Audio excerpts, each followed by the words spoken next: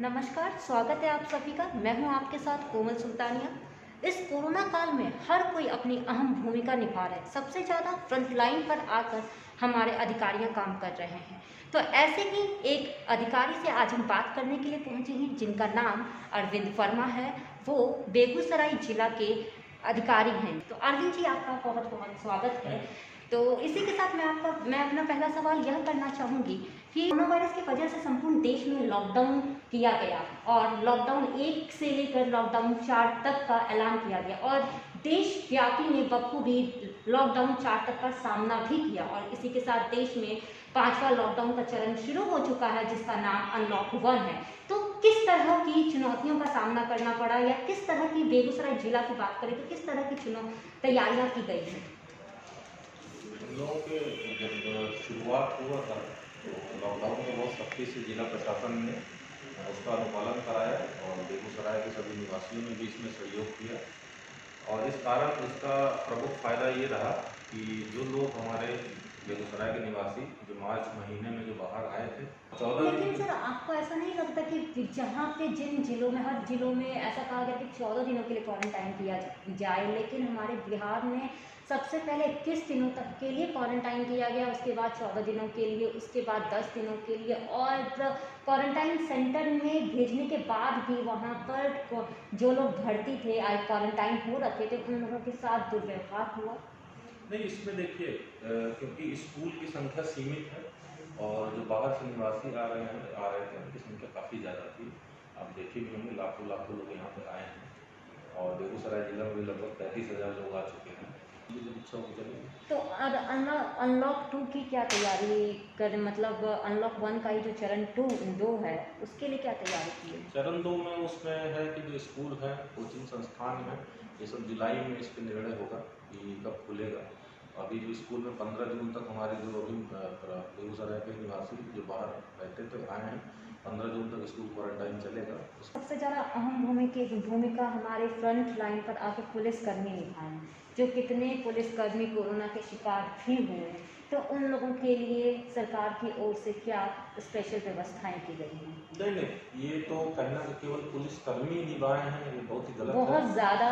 तो पुलिसकर्मी, जिला प्रशासन की सारी टीम, जी, हमारे हेल्थ विभाग के जितने लोग हैं सभी लोग, ऊपर से लेके नीचे पंचायत स्तर तक हमारे रक्षा ANM सभी लोग लगे हैं। तो मैं सिर्फ आपके बारे में जानना चाहूँगी, क्योंकि हाँ, कहीं स्वास्थ्य कर्मी, सफाई कर्मी, सभी लोगों की अहम भूमिका है। तो पुलिस कर्मियों के लिए क्या स्पेशल व्यवस्था की गई है? क्योंकि आप जिला प्रशासन हैं, तो इसलिए मैं इस सवाल पर जानना नहीं, चाहूँगी। इसमें तो हम लोगों को ही सारा काम करवाना होता है और उनको मास्क, सैनिटाइजर ये सब दिया जाता है। 5वां लॉकडाउन शुरू हो चुका है, जिसका नाम अनलॉक 1 है।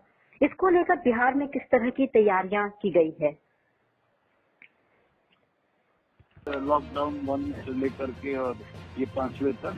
और लेकिन इस जनरल लॉकडाउन में पुलिस की भूमिका कम, जनता की भूमिका ज्यादा है। आम जनता को जागरूक होना पड़ेगा, सोशल डिस्टेंसिंग का को मेंटेन करना पड़ेगा। जनता की भूमिका इसमें बहुत महत्वपूर्ण होगी। आप बिहार के मुखिया हैं, DGP हैं, तो आपके कंधों पर बहुत ज्यादा जिम्मेदारी आ गई है।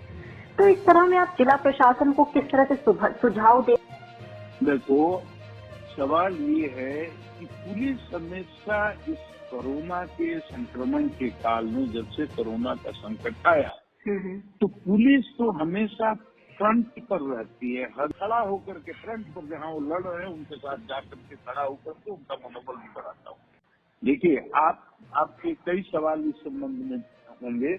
मैं सर सारे सवालों का एक साथ जवाब देता हूँ। देखो, प्रवासी जो, उनको पहले तो प्रवासी मजदूर नहीं कह सकते, क्योंकि पूरा देश एक है और पूरा देश उनका है, श्रमिकों का है। वो श्रमिक नहीं रहेंगे तो कई सूबों की, पूरे देश की आर्थिक गतिविधियां ठप पड़ जाएंगी। ये हमारी धड़कन है, हमारी सांस है।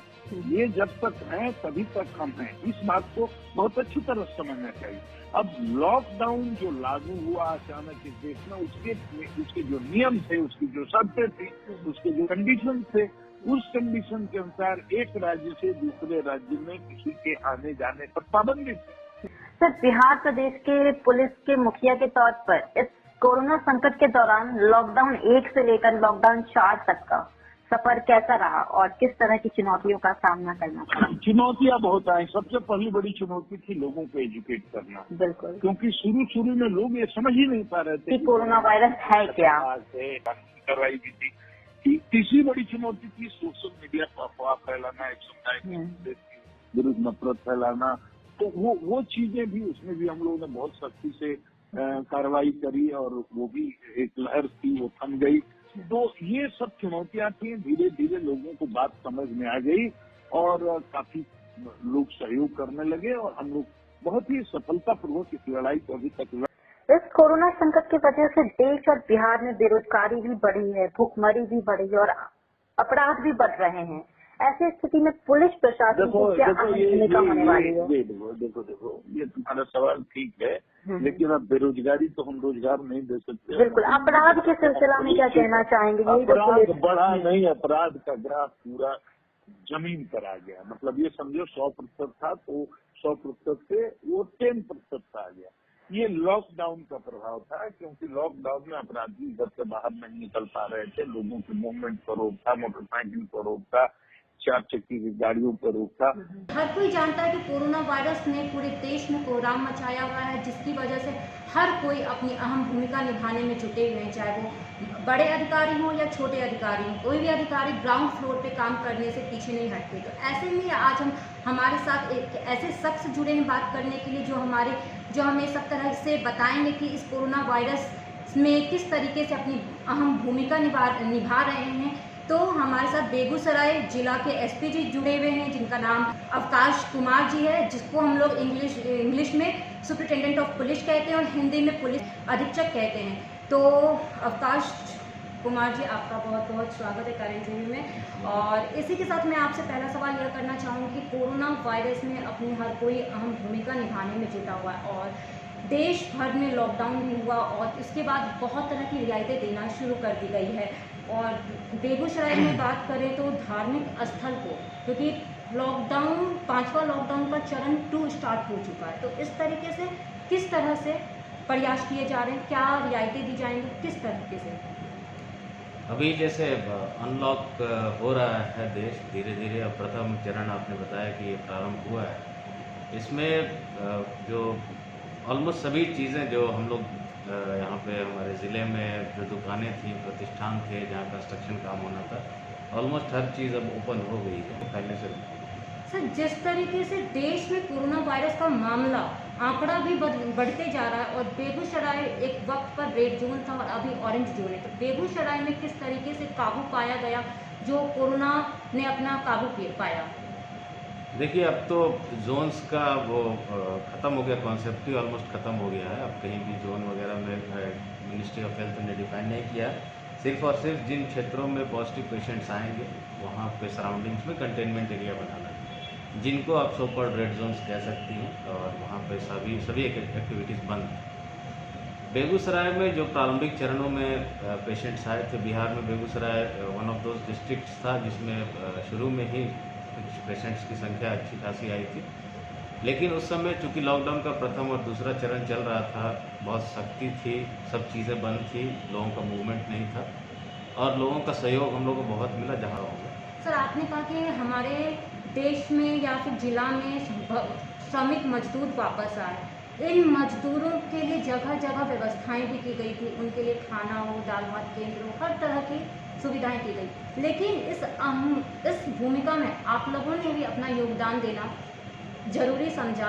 जिस जगह पर उन लोगों के लिए भोजन की व्यवस्थाएं करवाई गई, उस भोजन को बिना किसी डरे हुए कि कोरोना से लोग बचने के लिए आजकल क्या नहीं तमाम उपाय अपना रहे हैं, उसके बावजूद भी आपने सब कुछ जानते हुए भी उस खाना को पहले खुद चखा, पहले खुद टेस्ट किया कि मजदूरों को कैसा खाना दिया जा रहा है, उसके बाद उन लोगों को खाना दिया।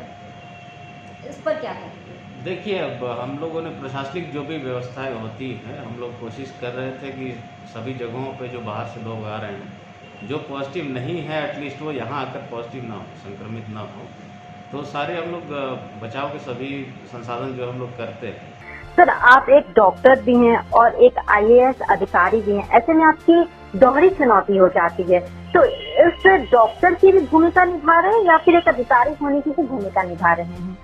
डॉक्टरों का काम तो क्योंकि ये एक्सपर्टाइज वाला काम है और इसमें जो एक्सपर्टाइज है स्पेशली कोरोना का वो ICMR की गाइडलाइंस है और जो हमारे भी यहाँ पे डॉक्टर हैं उनको भी लर्निंग एवरीडे हो रही है।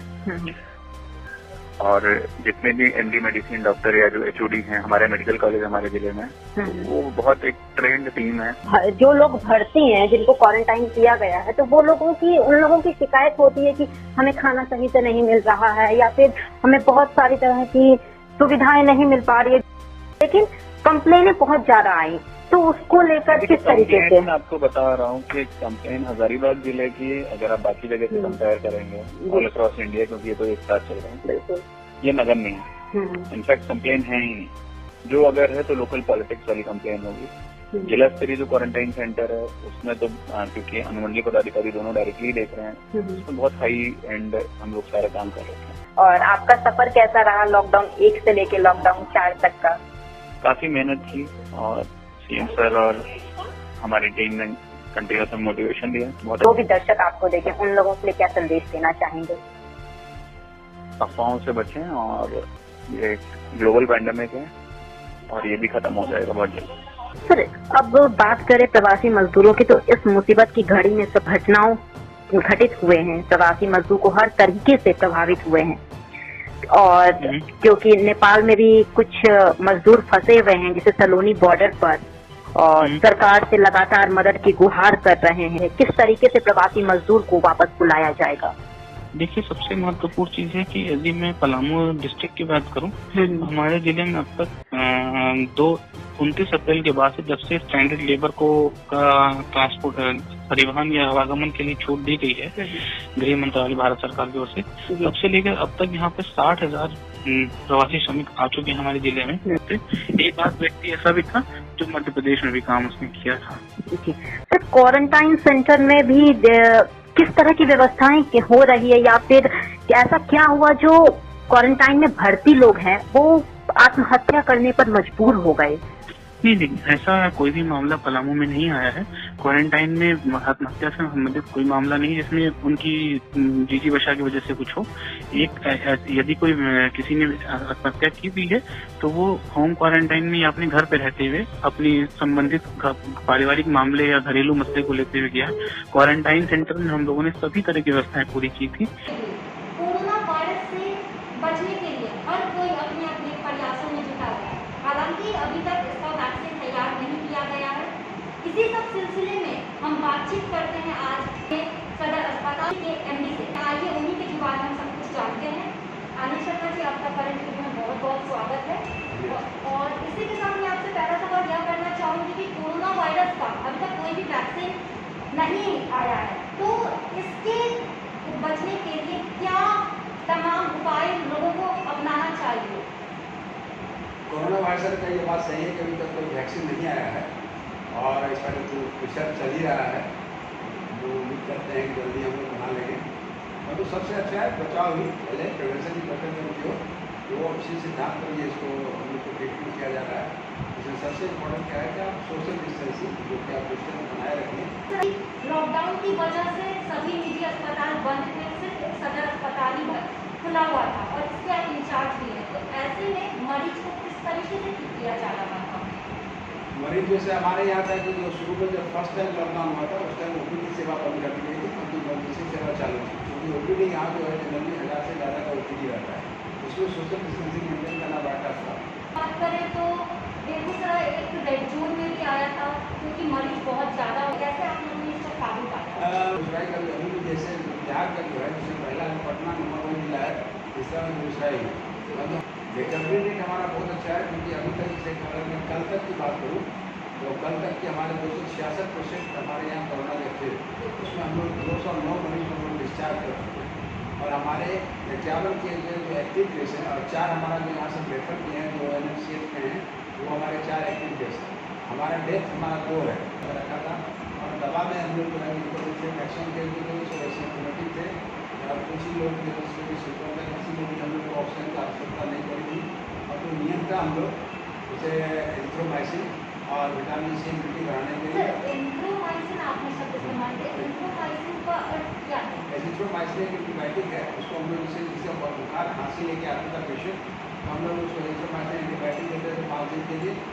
दवा को देने से क्या कोरोना मरीज ठीक हो रहे हैं? नहीं, और तो सिम्टोमेटिक है, मैंने तो एंटीवायरल की दवाई ली है, एंटीवायरल दवाई की आवश्यकता नहीं थी, क्योंकि सिम्टम थे तो बहुत मामूली सिम्टम थे, बहुत सीवियर नहीं। बहुत बहुत धन्यवाद हमसे बात करने के लिए और अपना कीमती वक्त देने के लिए।